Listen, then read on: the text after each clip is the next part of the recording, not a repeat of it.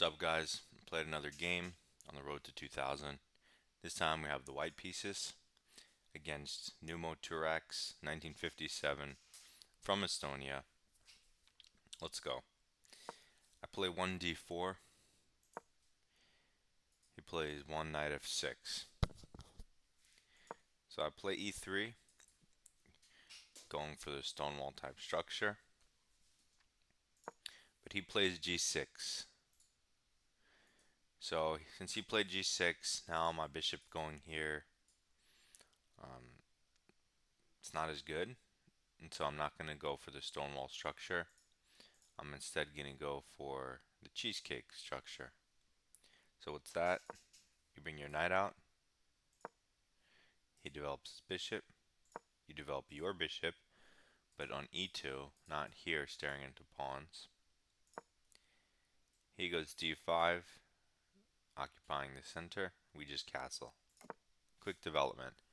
Boom, boom, bam. Right? So he castles. He does the same thing. Now in this position, I went b6, b3. But in this position, you can also go b4. I think next time I'm going to go b4 to just put the brakes on c5. It's not necessary, but it is a good idea. You'll see that when you play b3, which is fine. You see how he immediately goes c5. b4 would have stopped that. It's not the end of the world or anything. I just develop my bishop. He develops his knight. And now I push c4. This creates nice structure. Nice placement for my pieces. I just have to develop this knight and this queen next. He takes, which I'm happy about because I want my bishop open. If I can trade for his, I'll do it. So I recapture with the knight instead of the pawn to leave the diagonal open. He moves his rook over, threatening to play e5. I don't have any real good knight jumps, and I don't want to go back and give him the initiative. So I took. He recaptured. And in this position, I have options. Now, he's going to play e5. And I don't want to play f4. I can't really stop it with my pieces. Like, I can't put a knight here to add pressure. But I completely forgot about an idea that you could just physically stop it by putting your bishop to e5 so that he can't actually push it. And if he wants to kick that bishop, he has to move his knight, which gives you the trade you want. So, but I forgot about that idea in the game. So I didn't do that, and I just developed my knight because I couldn't figure out how to stop e5.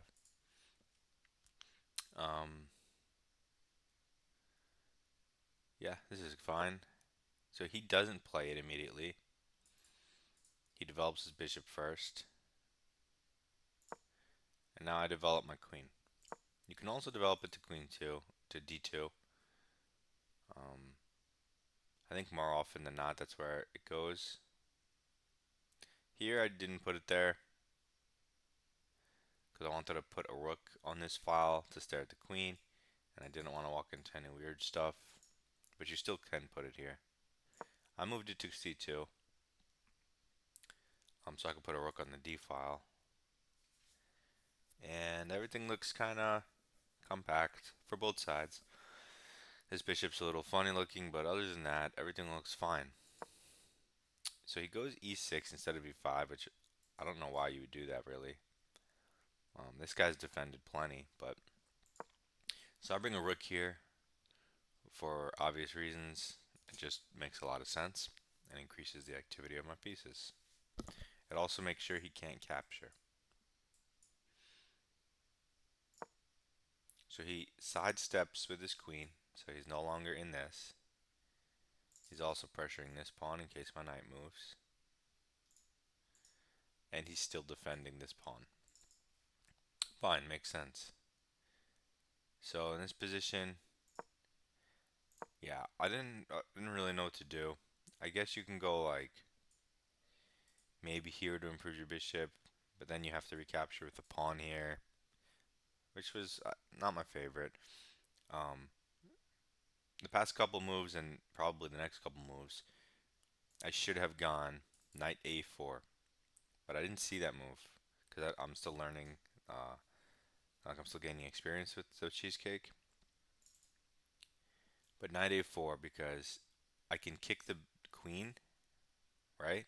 He can't go here because of the knight, and when it goes somewhere else, I'll always have this square for my knight, hitting the bishop, also being able to reroute. It would have been a really good idea, and that's probably what I would play now, knowing what I know. But I didn't see that idea. I thought my knight, although I did want it out of the way of the bishop, didn't have any current moves other than this. I didn't see this. Um, so it seemed like my pieces were in decent spots.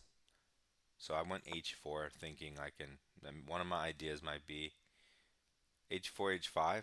It creates a little square for the king and also has the potential to ruin his structure. It just gives me something useful to do while I sit on the position. Um, so now he goes e5, even though he could have done it in one move. Works for me because I get in a free h5. It's like I went to h5 in one move, which is pretty awesome. And now I was kind of happy here because whether he takes or doesn't take, I still like my position. He does take, and I know that this is a pawn sack. I'm aware I did that on purpose.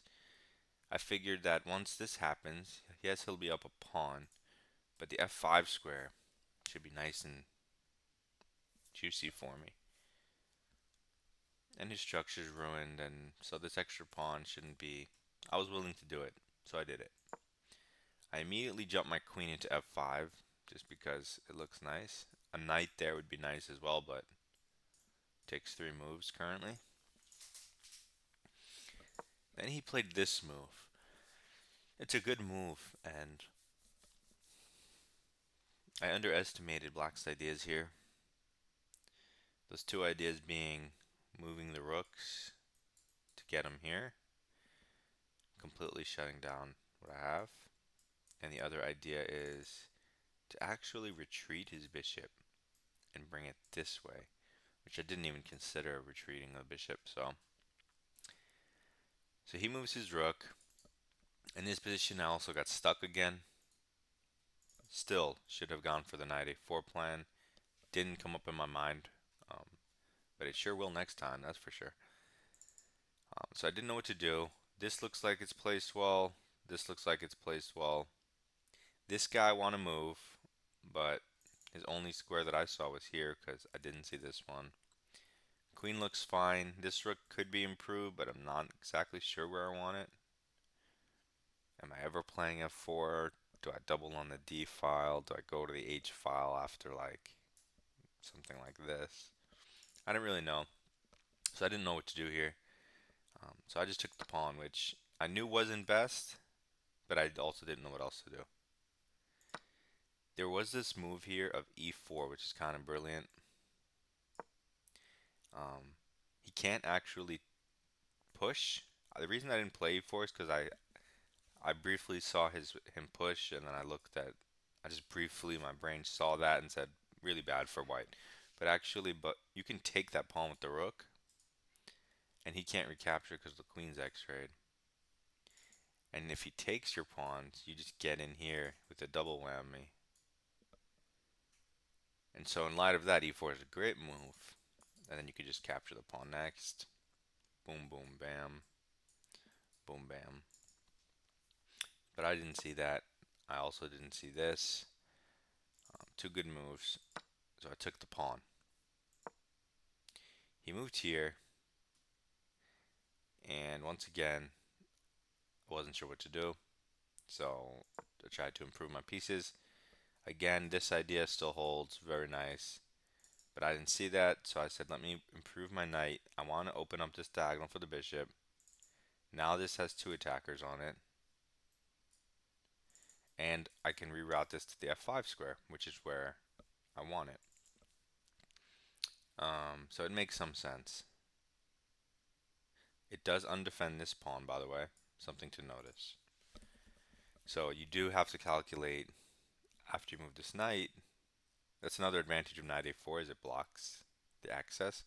So now that I move this knight, black can actually take the pawn and be threatening the bishop and be threatening this pawn chain.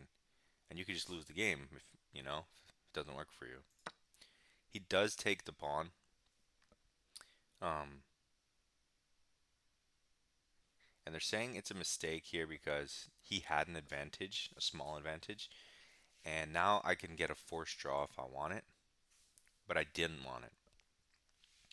So basically, if I take this pawn, he can either take this pawn or take my bishop, right?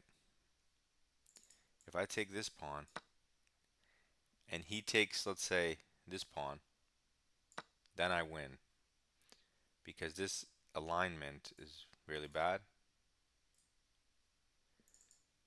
So if I trade off bishops,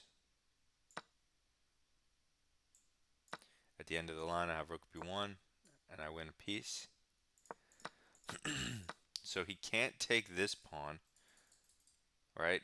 But let's say he wants to take my bishop. My knight's also, my queen's overloaded. So if he takes my bishop first, now if I take his bishop, he can take my knight. But there's this genius move, knight c1, hitting the queen, defending the pawn, and after the queen goes somewhere, um, I guess he could try to stay on the dark diagonal would be smartest. So like here maybe. Then you have this move, and if they go here to defend the bishop, same thing, you just hit the queen again and double attack. So that doesn't work. So what black does to get the forced draw is hit my queen. And my queen defends the bishop and the knight. I need to move my queen, right? Let's say I move it. He just chases me. Move it, chases me, move it, chases me, chases me. And then it's a draw. It'll be a perpetual. I didn't want to draw. So instead I made a bad move.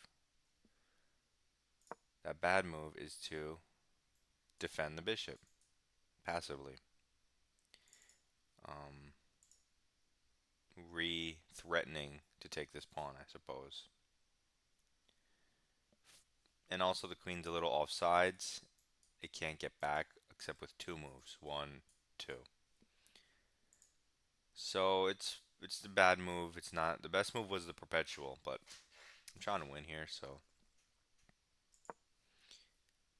again, his idea that he should have gone for was this, but I totally missed it and so did he. It looks really strong though, and I would probably have to play f3. My queen would be misplaced, and that would probably be really bad for me. But he didn't see it. He goes rook e8, also valid. This is something, right? So now I continue with my plan. I move my knight, one to get out of this pressure, and two because I wanted to get it here to begin with, so it's doing something. So I would go to g3. Fine. Computer says black is minus 1.4, but it's not so easy.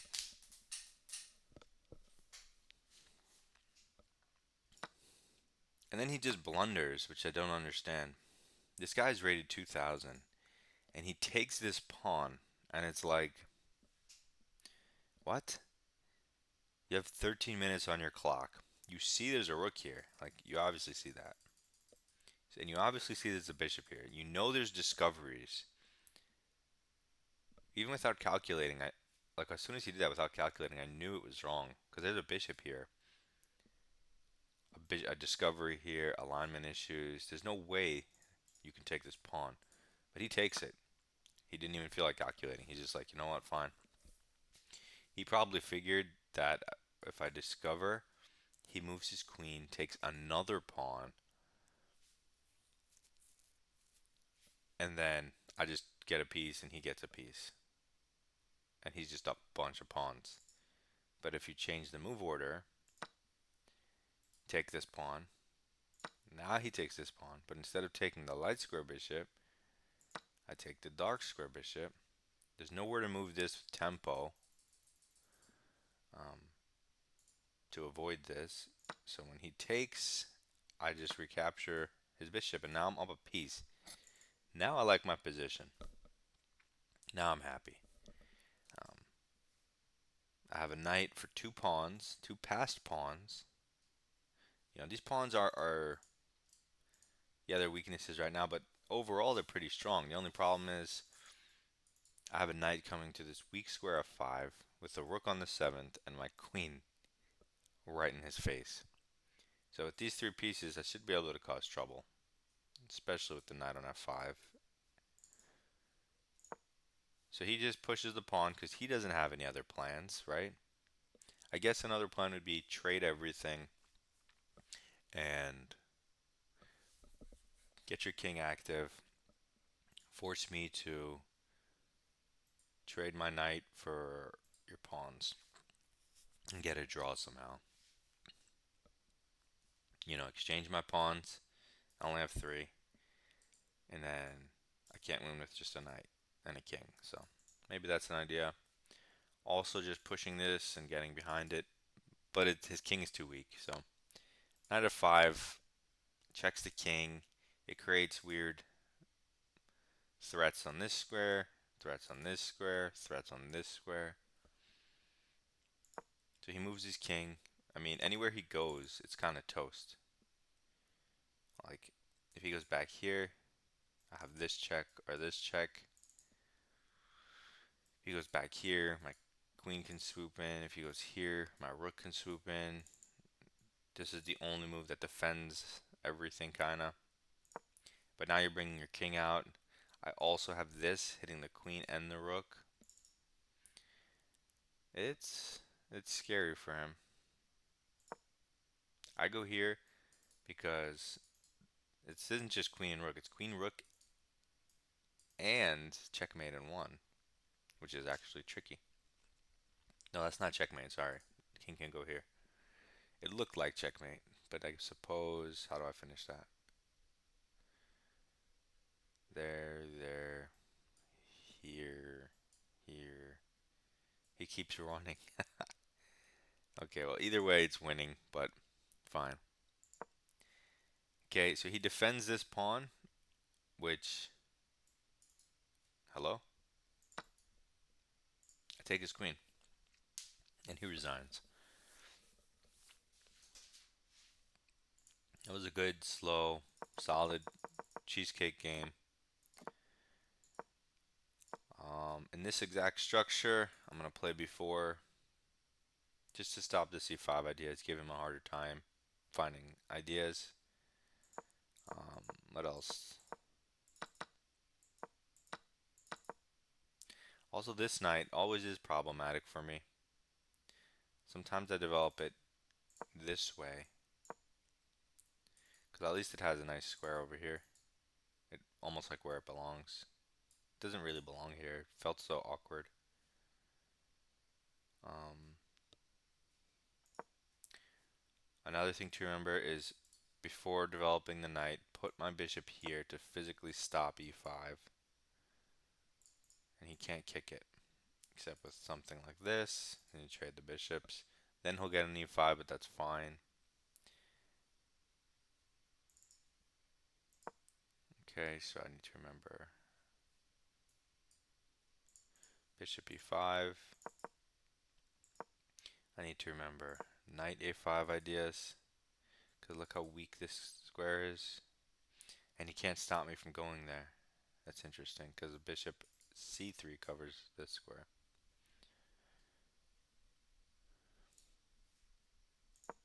Okay, so that's two maneuvers that I need to remember. Okay, this was fine. Here, I need to be more tactically aware. E4 is strong.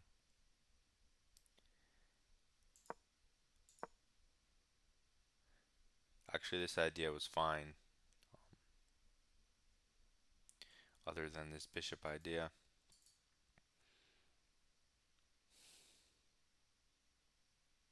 It's interesting. It's not losing, it just complicates things. It would be harder to play for sure. If I had my knight here,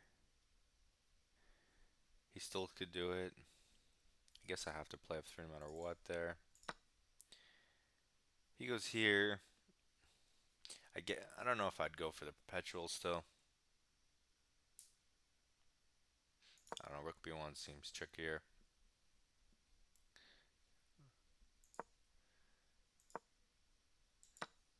And then he just blunders. Yeah, so a couple things I can improve upon. A couple ideas I picked up that I should remember. It's like a 2250 game. That's fine. All right, we're up another victory. 1949, getting to 2000 while learning stuff, new stuff. Um, Happy with this game. Playing a slightly worse position, comes out on top because the opponent got lazy. So that works for me. Good game. On to the next one. See you there.